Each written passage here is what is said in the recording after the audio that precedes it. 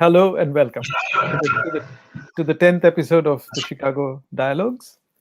This is a series of conversation that's been produced by the University of Chicago Center in Delhi in collaboration with Prohor.in in India. I am Dipesh Chakrabarty. I teach history at the University of Chicago, and I also currently serve as the faculty director of the university's center in Delhi. We've been very lucky to have Mr. Avik Chanda, who will be joining us in this program.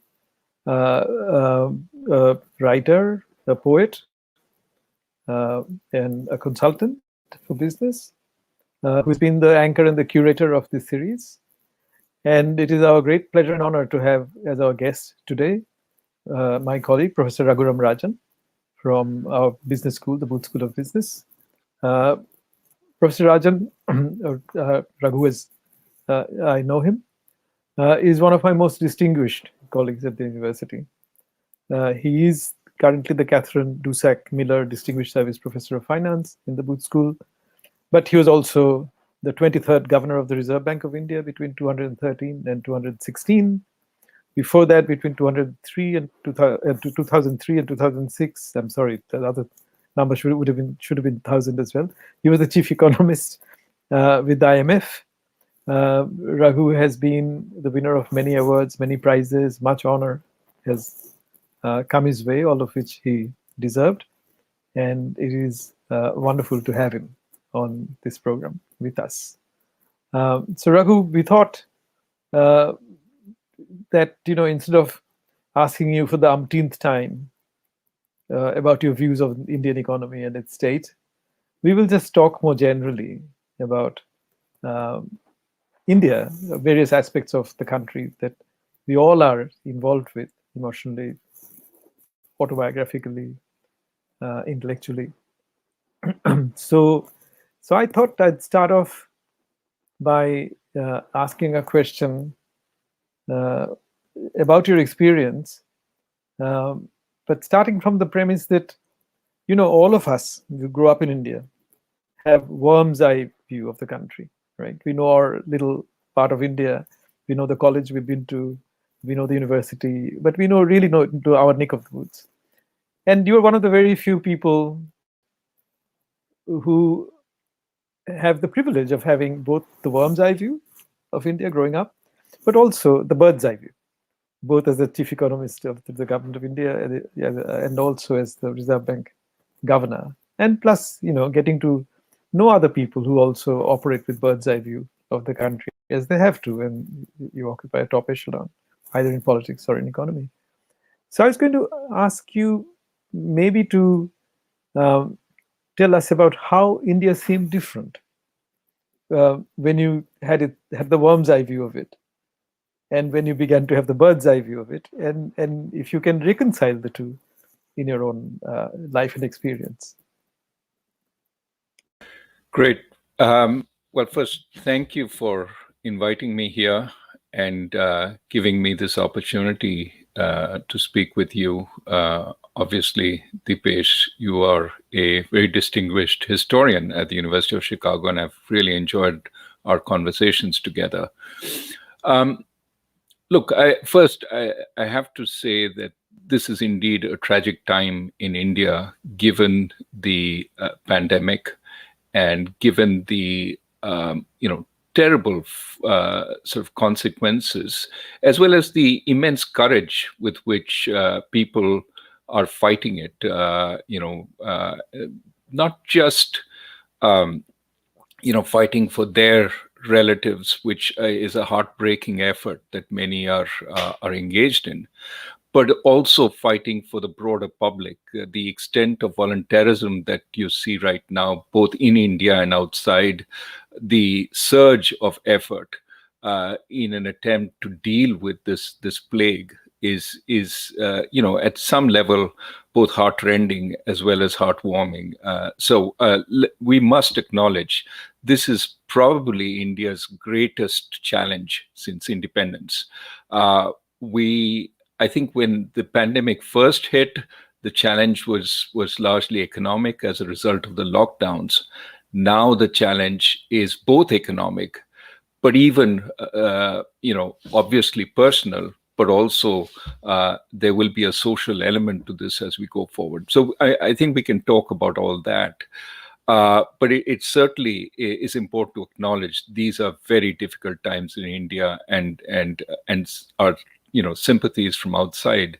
I was in India 2 weeks ago again to deal with some family matters, but just seeing the extent to which this is affecting India is really mind-boggling in some sense. That said, let's go to the question: the worm's eye view versus the view from a high table in Delhi or in Mumbai. And I think the question that any young person in India should have is, why aren't we, given the immense resources of our country, both natural as well as in terms of people, at a different position in the global tables, if you will.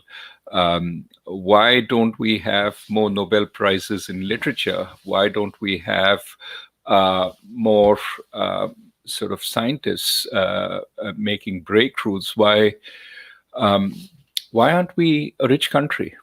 Right. I mean, that certainly was a question that I thought about a lot when I was young, because my father was a diplomat. I had been outside India for some time, and when I saw my friends in India, they just seemed no different from the young people I'd seen outside, and so it was strange to me why we weren't doing better as a country.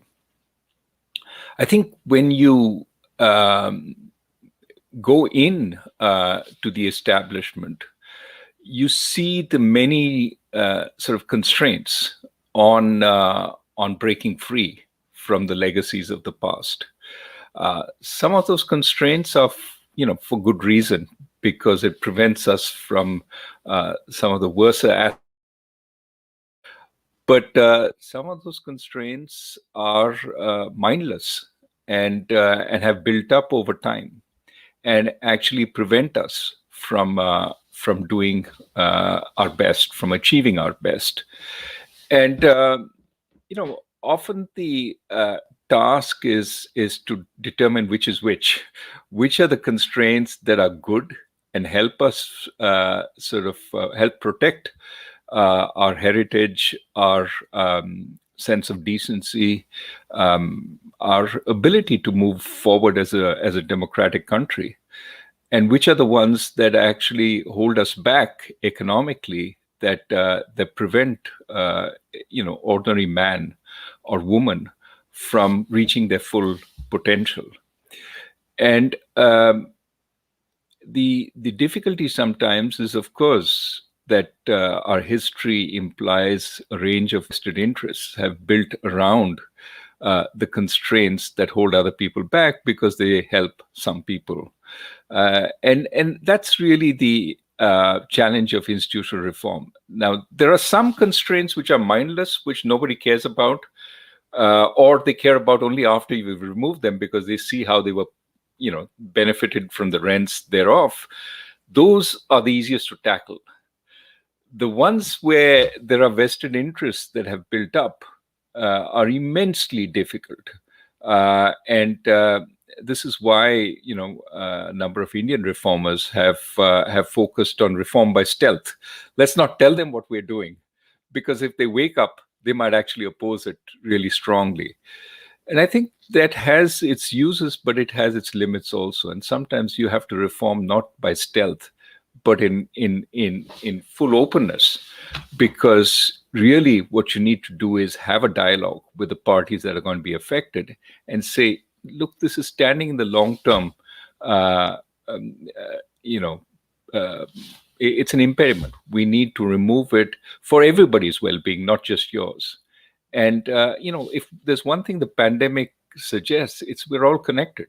We all sort of are hurt by the same sort of health system, by the same lack of access to proper medicine, to vaccines, etc. And no man is an island, no woman is an island. And therefore, we need to address some of these problems collectively. So, Raghu, it's very good that you began by reminding us of the tragic series of events that are unfolding in the country at the moment. And clearly some of the pandemic itself raises both of those questions, like what's happening at the grassroots, people's own behavior, people's lack of capacity sometimes to take responsibility for not wearing masks when they should have been wearing masks. But at the same time, it also creates those systemic questions like logistics. How many cylinders does the country need? Where do you produce them? How do you transport them? All those questions of queuing or operations. I mean, it produces both sides of the picture. And I was going to ask you, do you then, in the pandemic, when you look at the tragedy, does it confirm some of the things that you had observed before the pandemic about systemic constraints and let's say uh, historical accretions in people's behavior, everyday behavior? In other words, can one say that some of the characteristics of India that you would have observed otherwise, apart from the pandemic, are also at play in, let's say, the creation of the pandemic? One of the things I was thinking about as you were speaking about the distinction between reform by stealth and transparent reforms is this whole question of the lack of transparency about certain data in India, like how many people are actually getting infected, how many people, and part of it's sort of incapacity of the system, like there's so many people, how many can you test? And part of it's maybe other reasons. But growing up in India, you grew up with the feeling that this is a bureaucracy that doesn't quite believe in transparency, irrespective of who are the political masters at the top, right? I mean, it's a generally you feel it's a bureaucracy that's unresponsive to popular questions about transparency. And even the operation of the RTI Act in India has been quite amazing, because the statistics were, and this was kind of, I'm thinking, remembering figures that Arun Shourie was once giving for the first 10 years or so of the operation of the RTI Act, the number of RTI activists who had been killed is quite staggering. So I was going to say that, is there, in other words, as we think of India becoming a democracy, evolving as a democracy, do you think democracies need to be transparent about what's going on? Is transparency good for democracies as opposed to lack of it? I think the answer is yes, of course. Transparency is important. Criticism is important. Free speech is important. Why? Okay. So and what may have created this this sense that once you get into power, for 5 years you have unlimited sort of reign. I think Fareed Zakaria had a term for this, but basically the idea is it's all that matters in democracy's elections, and after that, you're free to run. That certainly is not the case, right? Elections are just the starting point, after which there has to be a constant monitoring, checks and balances on those in power to see that they're using the reins of office for good purpose. And that is where transparency really comes in. What are you doing? How have you done it? What is the success rate? What is the failure rate? And are you open to criticism? I think there is a fundamental sort of problem in India, which is sort of a design problem we started with at the time of independence. Remember, at the time of independence, we had just undergone partition, which was again a very tragic situation. there was a lot of concern about the integrity of India, whether India would stay together as a country. We were obviously incorporating the princely states, which were, states that could have decided to declare independence on their own. Hyderabad was in close proximity to doing that. And so there was a focus on having a strong central government. We were seeing at the time of partition, even a central government was relatively weak in combating the forces unleashed, the hatred, the action and reaction that emerged as a result of partition, and therefore there was a sense that we needed a strong center. That there was a debate, as you know better than I do, between to some extent Nehru and Gandhi, but also Gandhi and Ambedkar, on the extent of centralization. Nehru was very much for a strong central government. Gandhi was about decentralization. India lives in its villages. We don't want to recreate the strong colonial government. You will be replacing a white babu with a brown babu. And that's not what we want. We want a change, a government that works for the people. Nehru was more for centralization, for the sense of the strong government, the integrity of India. And of course, because he was in charge, and to some extent he trusted himself to run the government and to create the institutions of government, he sort of believed that he was a Democrat, and therefore would put in place the necessary apparatus to make that work. Ambedkar, because he saw the village as a den of inequity, I think was the famous phrase he used, where old caste relationships would be forever embedded, while the modernizing city was a breath of fresh air where nobody inquired about your caste. And to that extent, centralization meant more power for the cities, and a sense in which a modern India would be different from the historical sort of inequities that had been imposed on the scheduled castes and scheduled tribes. And so Ambedkar was also, and he was obviously a prime architect of the Constitution, was very much put his intellect in consonance with Nehru. And so what emerged was a much more centralized country. Of course, federal, because the states had powers. There were the different lists, etc., etc. But it was not a country where there was much local government. And that, I think, over time, made people less give them less of a sense that they had the ability to question government, to ask the district collector what he or she was doing and why they were doing it, question even the school teacher as to what they were teaching, because these were sarkari teachers paid by the state government, and they had absolutely no say on whether they would be paid or not, or whether they would be hired or not. And that lack of control over government, I think, has been problematic, because it now seems to be the case that we vote after government does whatever it does, and that's it. Obviously, over time, we have developed institutions like the press, etc., etc. But then it makes us very reliant on these institutions to function. If the press is co-opted by the government, then the extent of criticism of government actions is minimal. And of course, a government that gets no feedback in terms of criticism, that only gets applause from people close to it, and everybody else sort of either is silent or goes along. I think that then creates the possibility of going seriously off track. And unfortunately, that's happened to us, at least a couple of times in our history, where we have a government which doesn't hear the feedbacks because it has actively suppressed it, and therefore undertakes decisions which are, quixotic, to say the least.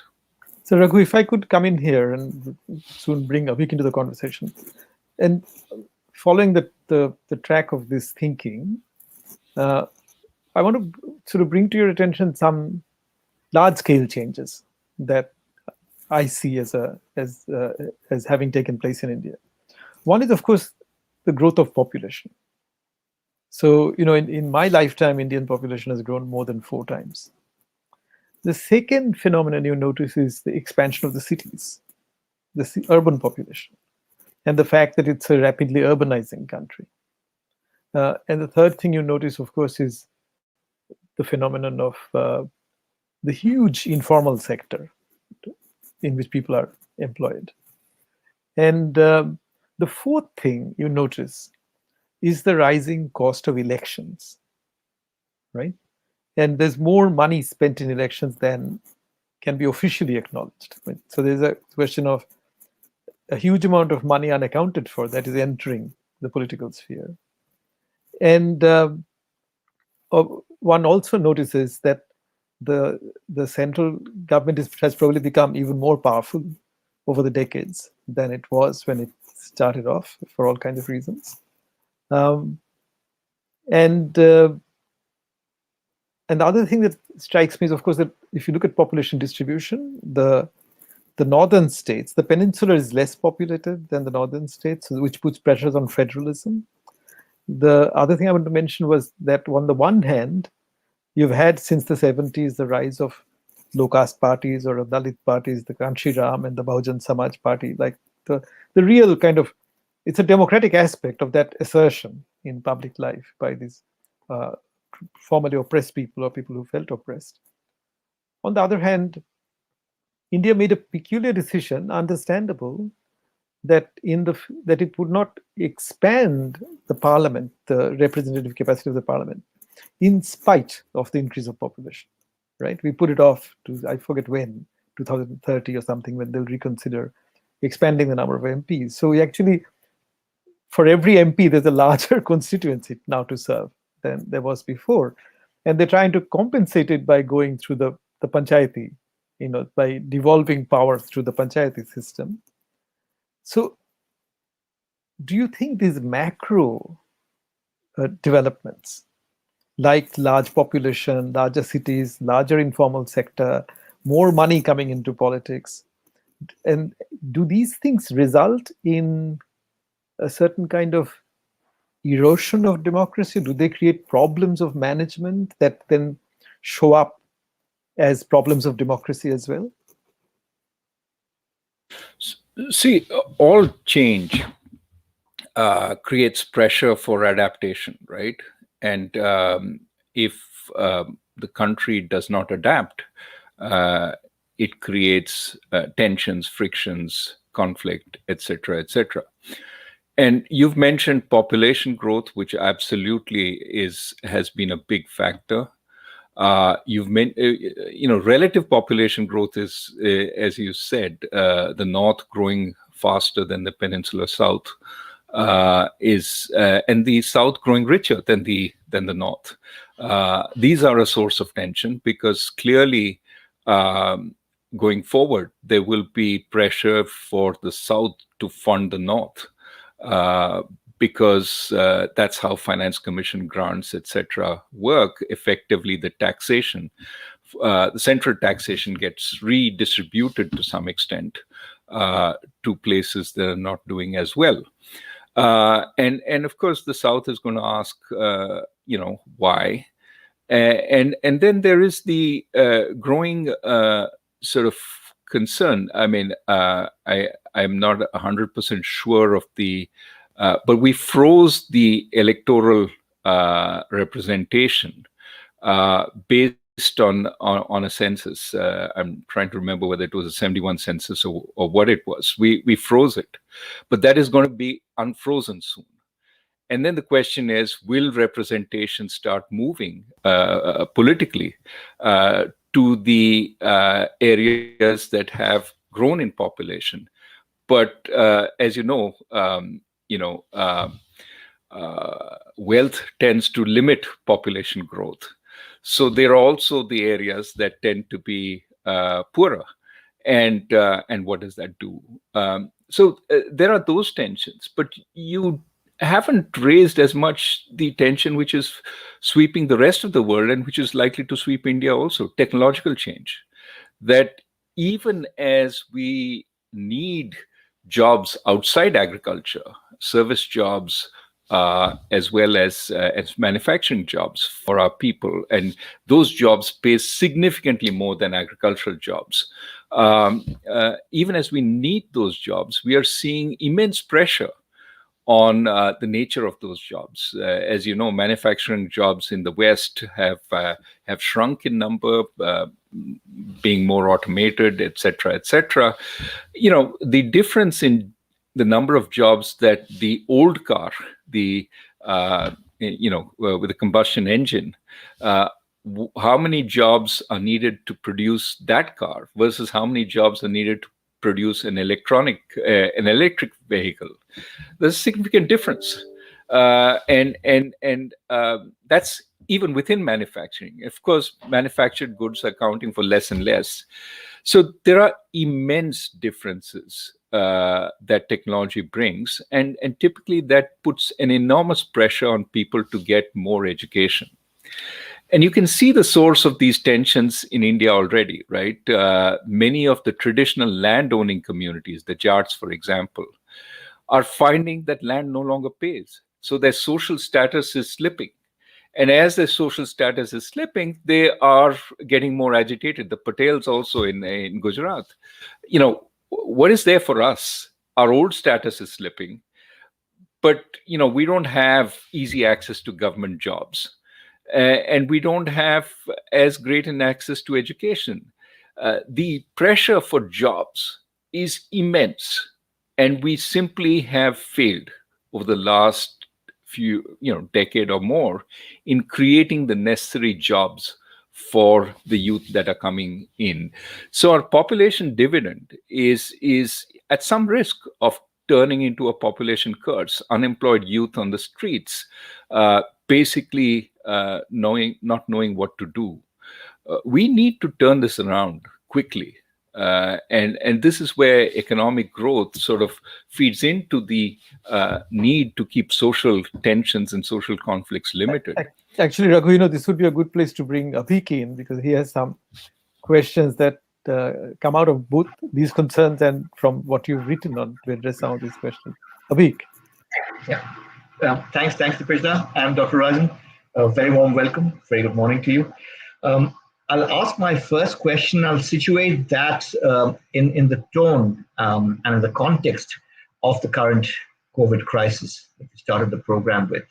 And I'd like us to look at it through the prism or in the context of the three pillars, right? The markets, the state, and the third pillar, the communities. Now, if you look at the first two, the markets have definitely taken a tumble, and the state, and I'm not making a political statement here at all levels, at a local level, at municipality level, at state levels, at province levels, district level, central level, have really been, grappling, really struggling to fight the ferocity of the contagion that we see.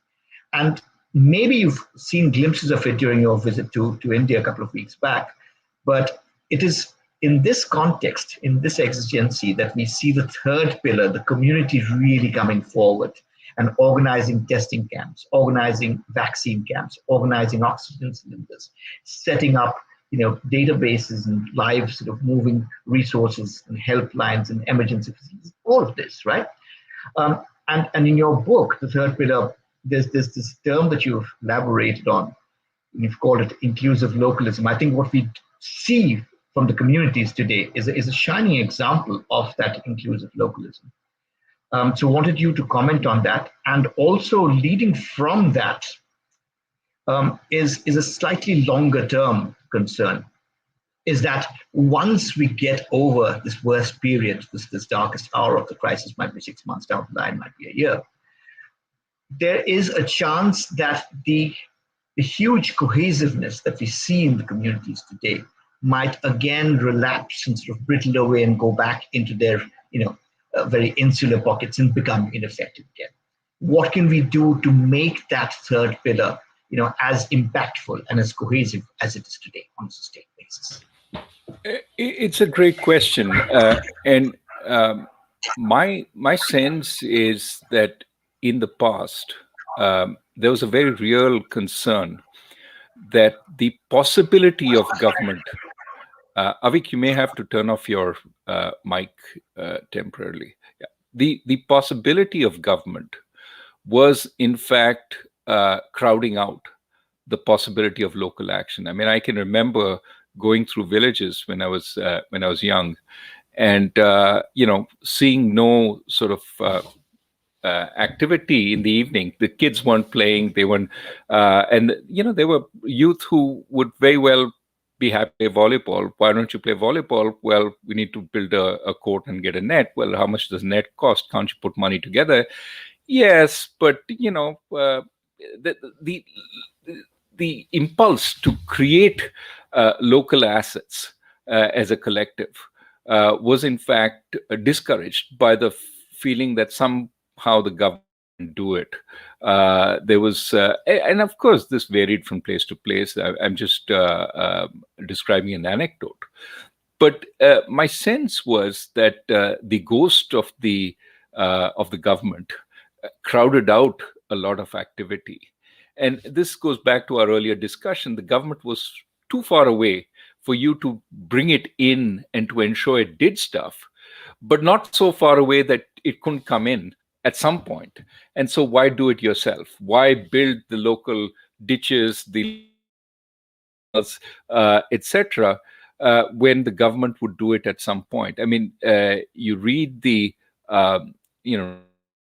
dear United States and how communities came together to build local resources.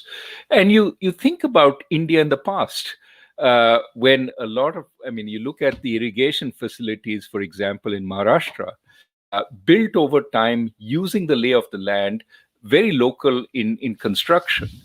And you ask, why can't we do that today? Why aren't we doing that? Why aren't we building using local effort? And somehow there seems to be an overhang. And I often thought it was the government that was the overhang, the possibility it could be done by somebody else for free, using public resources, rather than we come together and do it. And that, I think, is the damaging effect of the centralization of power, the distancing of government from the people. And as you said, one of the effects of the pandemic is, one, we don't see government as present for a variety of reasons, which we don't need to go into, and we do see the need for action, collective action, and therefore people are banding together. Let me not take away from the fact that there have been some splendid situations where government has done what is needed. For example, in Maharashtra, the state government, or in Mumbai, has brought together sort of list of hospital beds, as I understand it, that are available at any point in time, and therefore you don't have to go hospital by hospital to check to see if there are any beds, as your father or mother is really is being dragged along in an auto rickshaw with if you're lucky, with an oxygen cylinder, trying to breathe to stay alive. I mean, there, at least that level of government sometime is working, but in some places, in many places, even that level of government is not there. So you are seeing some local initiatives pop up. Okay, where should you go? Can we arrange a bunch of cylinders for everybody?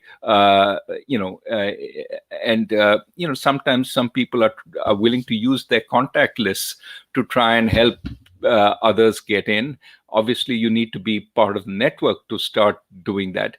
But I think there's a lot of voluntarism which is popping up. You asked the right question: does this stay or does it disappear? And obviously, it's the horror of such a pandemic which is creating some of this. But I do hope that as this passes, we recognize that there are situations where government breaks down, and there are situations where voluntarism local action adds significantly to what a government can do? And can we sort of not lose this? Can we work on it? And I think post pandemic, if we don't ask serious questions of our society and where we are and what needs to change, I think it would be almost as tragic as the pandemic itself. Indeed, indeed, Dr. Rajan. My next question is going to allude to something that you talked about earlier in the discussion. You talked about, the importance of the need of discussion, of debate, the right to dissent, right, and press, the freedom of the press, and also the co-opting of the press. I was rereading your book, I Do What I Do, and what I found interesting this time around is that you've published, let's say, a speech that you've delivered, let's say, at IIT Delhi, and then that is then followed by a little postscript.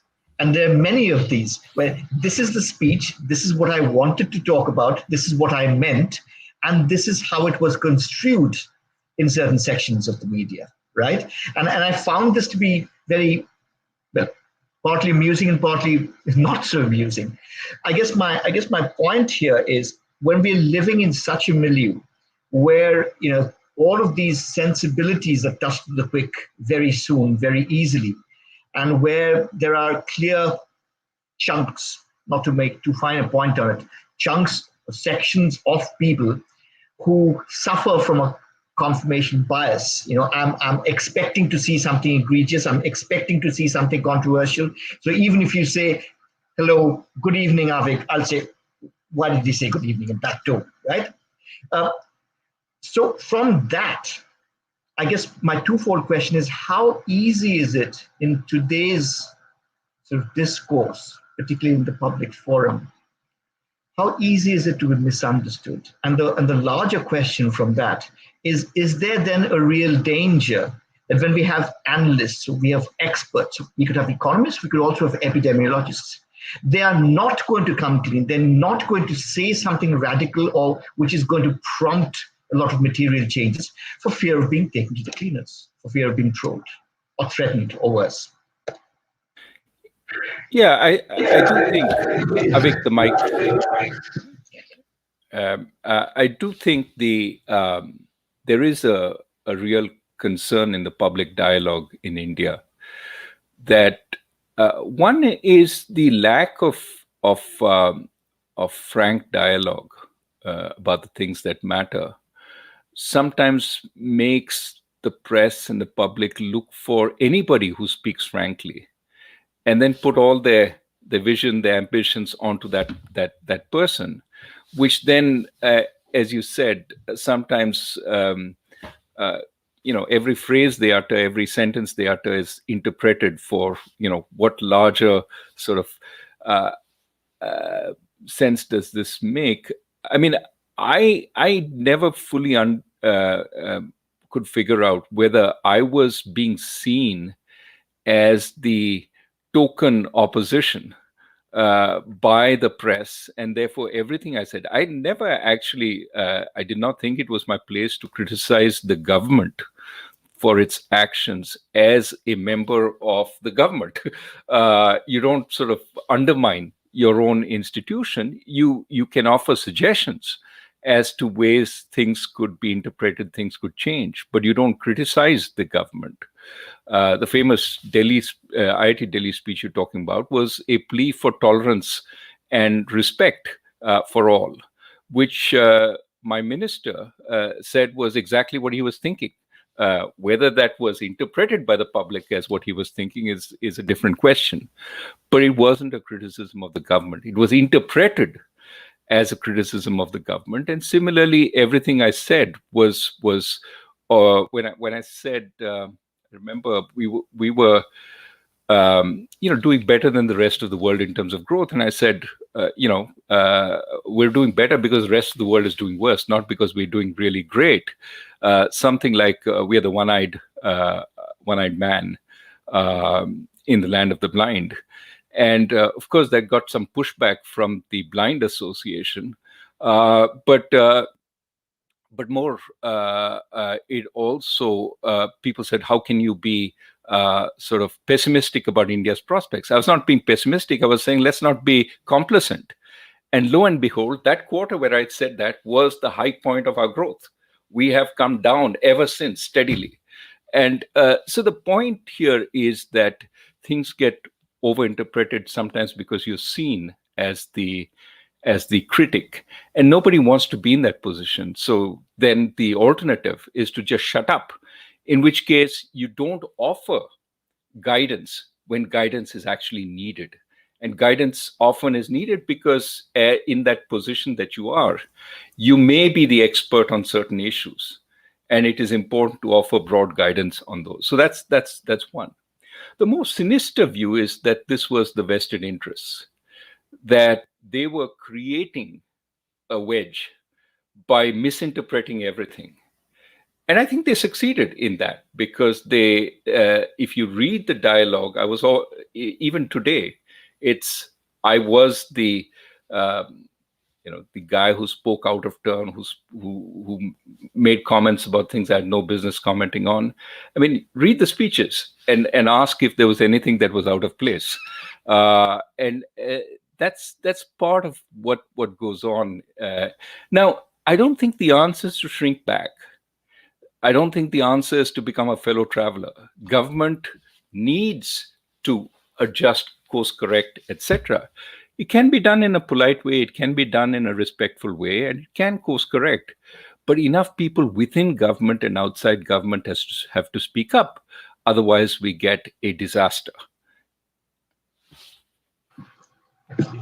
I want to take you back to that famous speech at IIT Delhi, and to something which is not probably highlighted and ought to be. Because one of the things that you're talking about is the pressing need for the competition of ideas and the role that educational institutions across the country need to play in fostering, developing that culture of competition of ideas.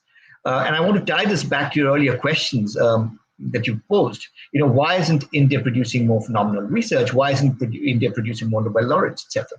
So in that sort of context, do you think education institutions today in India are doing enough to build that culture, that competition of ideas, and what can be done to improve it further? I certainly think we are starting that process, and I think institutions like our venerable Indian Institute of Science, JNU, the IITs, St. Stephen's, Delhi University. I mean, they're all part of that process. I wouldn't say that that they're excellent academics in every part of India. But there are also new institutions which are challenging these old institutions. Ashoka, for example, but also an institution I'm associated with, Kriya, in the south. There are strong institutions that could emerge. But I think, again, what we need is free, open dialogue, free, open competition of ideas. We cannot possibly have a political dumbing down of the dialogue because it doesn't suit the powers that be. That is the way to essentially go into a hole, into a shell, never to emerge. When new ideas don't emerge. I mean, you might say, I want ideas only in technology. I want AI, I want this, that, but I don't want you to talk about liberalism, democracy. All those things don't particularly help. You cannot have one without the other. Many technological ideas challenge the establishment. If the establishment can shut down one set of ideas, it can shut down the other set of ideas. And the net effect is you don't get progress. So you have to, I mean, Amartya Sen wrote The Argumentative Indian. If that is our ethos, that is excellent. And that was part of the point of my IIT Delhi speech. That is really the basis for our movement into the 21st century.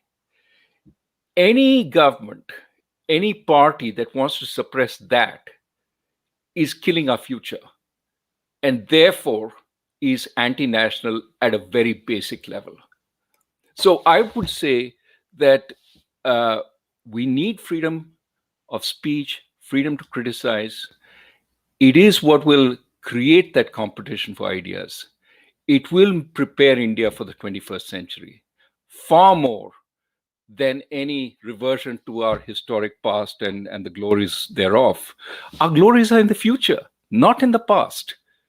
Yes, there's lots to cherish in the past, but hopefully there'll be even more to cherish in the future if we play our cards right. The 21st century, we can play an enormous role there, but we need to acknowledge that there are aspects of India that we need to preserve for us to play that role. Raghu, if I may quickly come in on the back of Avik's question then, but doesn't China prove the opposite? I mean, in the sense that you can have technological progress, you can have business booming, you can have development happening without discussions of liberalism, democracy, and human rights?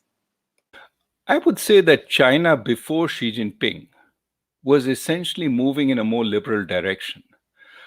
It started off with a stronger base than we have as far as education goes. And that's important to remember. The level of education attainment, the quality of that education was stronger, despite the movement backwards during the Cultural Revolution, etc. They were better, probably not in the highest education institutions. Our IITs were probably better, than any of their institutions at the start of their liberalization. But their average level of education was stronger. I think over time, as they developed, they also were liberalizing. The Communist Party was getting a little more open. They called, the Chinese way of democracy. I think where they turned was after Xi Jinping, when they have become more authoritarian. But they were already, quite successful by then. 30 or 40 years of post-liberalization growth, extraordinary growth. Now, I think the big question is, will they develop as effectively going forward? During this time, they've built strong educational institutions. Tsinghua University is fantastic. The quality of Chinese students coming out of China into US universities, tremendous.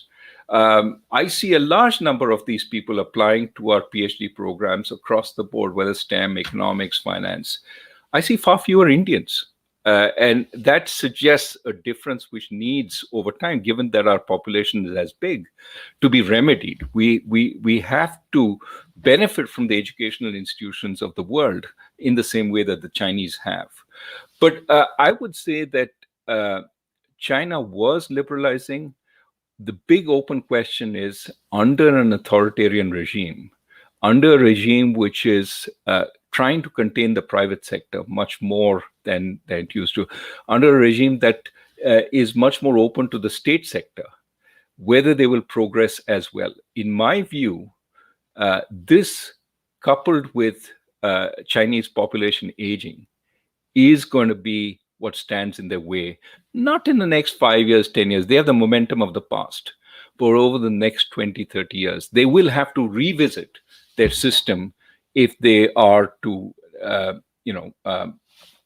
be a contender going forward. I think this is a dialogue that's going on in China, but I think given their structure, it lends itself to the authoritarianism that we see now. India still has a chance to escape that and the competition for ideas that Avik talked about. Dr. Rajan, we've got a number of questions that have queued up from the live audience. But before we go there, I wanted to touch upon another theme, if I may. You talked about AI and automation, technological disruption in the broader scheme of things. And we see that technological disruption only being accelerated, so labor-saving technologies only being accelerated in the wake or in the midst of the pandemic. And I guess my question therein is, what happens to job creation? What happens to job loss? Are they going to come back when the worst period of the crisis is over? It's a great question. I mean, at a theoretical level, if machines can do the dirty jobs, that frees us to do the better jobs, right? The question that has been paramount is: are we prepared to do the better jobs, and what are the better jobs? And I think as we go forward, we'll figure that out. Now, it may be, and this may be what we're seeing. It may be is that some of the better jobs require government support. What do I mean by that? I mean, for example, in the West, a big crisis that is emerging is the crisis of loneliness. It has been exacerbated by the pandemic, but it is a huge issue that a lot of people are growing old alone. They got if even if they got married at some point, they got divorced. Their kids have left and are not that attached, and they're living in cities which are anonymous with no contact with people. And so, if that is a crisis, how do we resolve that? Well, it may well be we need to try and enmesh them in social networks again. But some of those social networks may need to be created. Maybe you need happiness officers in each village or each locality, whose job is to check up on these elderly people and see that they're provided for. Maybe engage them in conversation. That's not something a robot can do. That's at least not yet. That is something that actually, even if it could do it, you'd rather prefer a human being, because there's something different about a human being. And so there may be a whole lot of jobs which require empathy, which require attachment, which require everything that makes humans humans, including the fact that they may be unlikable or they may not like you. So you have to work to get them to like you, unlike a machine which is forced to like you. So there may be a lot of these jobs that emerge when we fully deal with the problem of production that we haven't dealt with yet. That said, I mean, there is a lot of scope for producing in a more effective way using the combination of man and machine, or woman and machine, rather than machine alone. And I think one of the things we'll figure out as we go forward is how to make that combination work. So take, for example, you might think that online courses will completely substitute for the teacher. Why do you need the teacher when you can get the best lecturers in the world to give those courses? But it turns out that the dropout rate from those massively online courses is huge. 5% of the students finish it. So what, didn't those fantastic lecturers help? No, they did, but it would have helped to have somebody asking you, have you done your homework today? Are you going to do it? Why haven't you done it? Why are you being lazy? Somebody is holding your hand and walking you through. That's what the teacher in our classroom does. So you may need a combination of the programs on the internet and the human teacher who sends you an email every few days asking you what your difficulties are, and sometimes sits down and explains how to navigate the whole process. And so, to my mind, I think it's too early to say there are no jobs. There are lots of jobs. We just need to create them and do them more effectively. And in the eventuality that we've taken care of all the basic production needs, well, we can find ways of keeping each other happy by creating new sets of jobs. Dr. Rajan, I want to take you back to one of the main points, and I think that's the crux of the problem that's facing us. Are we equipped? Are we ready for the jobs of the future, right? And if we look at the latest World Economic Forum report around the future of work, the erstwhile, it feels like a spindle-shaped thing, right? We had the specialists at the end and a kind of bloated, generalist. I can do a little bit of this and a little bit of that, and that is withering away. So on the one hand, we have the technology specialists, which I think we are quite equipped from a supply standpoint in India. Lots of courses and really good courses which are teaching people AI and automation and Python and so on and so forth, right? IoT. But the other end of the spectrum is where we have to have the behavioral competencies. So you're talking about empathy, you're talking about resilience. And the latest research in neuroscience, in cognitive psychology, proves that empathy can be taught, that resilience can be taught in the workplace. Unfortunately, neither the corporates, and this is my humble submission, neither the corporates nor the education institutes today are really equipped and really prepared to start teaching those to themselves first and then to the people who are working. So that creates a gap then. I almost surely a challenge in the next few years is going to be education. And it starts with the pandemic itself. So many poor kids have spent a year or more outside class, and they've fallen back 3 years, not 1 year, because they've forgotten what they knew. And now to get them back up to speed is going to be a huge challenge, because our systems have to be flexible. They have to bring the kid in. Remedial education has to be a huge part of what goes on to bring them back up to speed. And I really worry that we're not paying enough attention to this. This has to be, task one, because it could set us back many, many years if we don't do it right. So pay attention to education first to get it back up to where it was pre-pandemic, which is a huge task in itself. And then think about new education. Certainly, there's a new education plan that the government has put forward, which has all the right makes the right noises. The question is, how is it implemented, and how do we actually?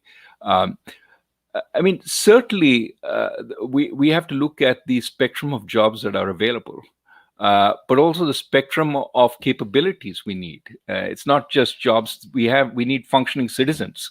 And that means people who are willing to dialogue, debate, and tolerate, others and different opinions. So we need to think about all this. And that requires constant reform of the system. For example, we have a system that tends to frown upon work with the hands. But many of the crying needs of India today that cannot be supplied by imports are working with the hands. A good plumber, a good electrician, a good painter, and it may be that for a number of people these will be the tasks which will create decent livelihoods outside of agriculture. How do we get them to move to that without training everybody up in a common and potentially not effective way for the jobs that are created? These are all the challenges that are in front of us. We've had some thinking on it, but we need to implement. And we need to implement very effectively, because we're starting way before the starting line now as a result of the pandemic. Thank you. Dr. Rajan, I know we've come almost to the end of the hour, but if you permit, we'll take up just 2 or 3 quick questions. So the first question is the one that was asked by Samira, and that's more to do with the MSMEs. Pretty much it's been a devastation, it's been ravaged right across the board as a result of the pandemic. But if you're looking at the MSME, they've been hit the hardest because they didn't have the working capital, they didn't have the funds, etc., which maybe hospitality or tourism might have had to an extent. So what could be done from a policy standpoint to get them up and running again? Yeah, this is tough, right? As with there are lots of demands for funds at this point. We just talked about education. There's going to be health is going to need some funding, etc., etc. So the government has to allocate funds in a reasonable way. I think for the small and medium enterprises, clearly one of the issues for those that come out with debt is the debt too much, because they've taken on a whole load of debt. Equally important is, can they get credit to start up? Some of them had working capital. Now that's eroded or that's gone. As they begin again, will their working capital needs be met? So I think we need a quick bankruptcy process. Bankruptcy sounds an awful term, but it's really a process of restructuring your debt to make sure that you don't write it all off, but you write it to the level which is sustainable by the firm. So many medium enterprises, small enterprises typically don't get access to external debt, but medium enterprises that have taken on debt, we need a quick process by which they're almost a process of triage. We're going to, no, you have no problem. You have too much debt. We're going to write it down with your creditors. You have no possibility of surviving because your business is gone. Close you down and release the resources because these entities sit on valuable factories, land, etc. That triage process, if done effectively, will bring the sector back to health. If not done, it means we have a lot of walking wounded in the sector who, there's that famous Ajit dialogue, liquid oxygen mein dal do, liquid isse jeene nahi dega, oxygen isse marne nahi dega. They'll be in that limbo. They can neither move forward nor close down. And that would be the tragedy because there would be an overhang over the system. So we need the process of forbearance cannot continue forever. It has to stop. We need to take a look at these enterprises, help the ones that can move forward with more credit, sometimes equity infusions, but close down the ones that can't move forward. That needs to be done. Unfortunately, it is a government task for the most part, government and the judiciary. And we should have prepared for that. If we haven't, we should do it now because the overhang of the small and medium sector can be tremendous. One of the problems in some of the dialogue that goes on is we see only the large firms. And large firms seem to be doing okay.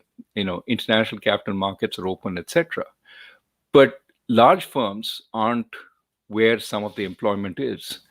And so we need to take care of the small and medium firms, and they don't get, they're not quoted on the stock market. They're not the stuff that people are excited about. Absolutely. As a quick aside to the viewers, thanks for all your questions. I've had more than a couple of dozen already on my plate. We're going to be able to take up just another 2 or 3. So the next one we'll take up is from Richie Pukan. And I'll just quickly read it out. So do you think that the targeting exchange rate stability will be a concern in the immediate future while also maintaining inflation targets? I always said it's very hard for the central bank to target an exchange rate. What it can do is limit some of the volatility. But the best way to give people a sense of the stability of the exchange rate is to keep inflation low. It's when inflation goes through the roof that the exchange rate starts plummeting and becomes much more volatile. So that is why I often, emphasize the control of inflation, because that would be the best way to give people a sense of stability. I think the fact that we have an inflation targeting regime has helped convince international investors that India is a reasonable place to put their money, which is one reason why the RBI is sitting on a treasury chest of $600 billion plus. It's basically saying it has earned that trust with its targeting. Now, it has to deliver by keeping inflation within bounds, but that will be, I think, the best way to keep exchange rates reasonably stable. Great. We'll take up another question, Oritro's question. So could you elaborate on how economic development or lack of it affects other social issues within the communities?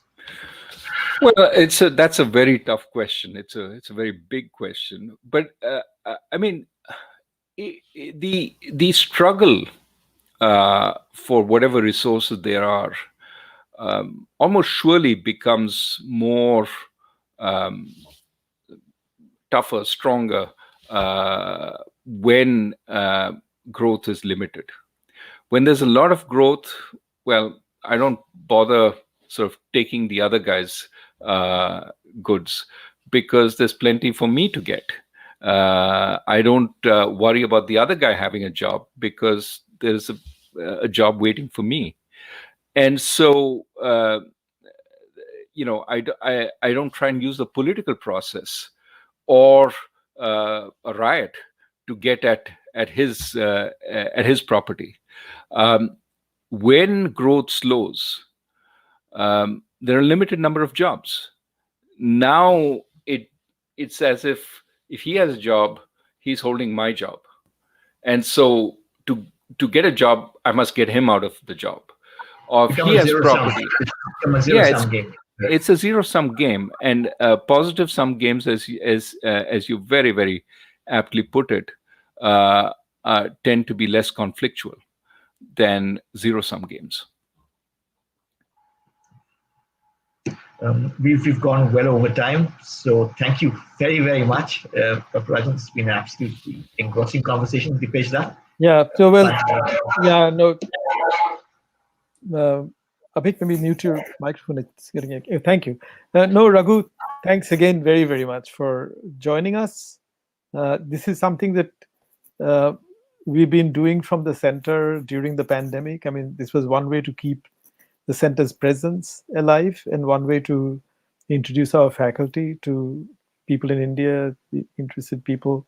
Avik and Pror have been terrific partners in this program. The center team have also helped to put these things together.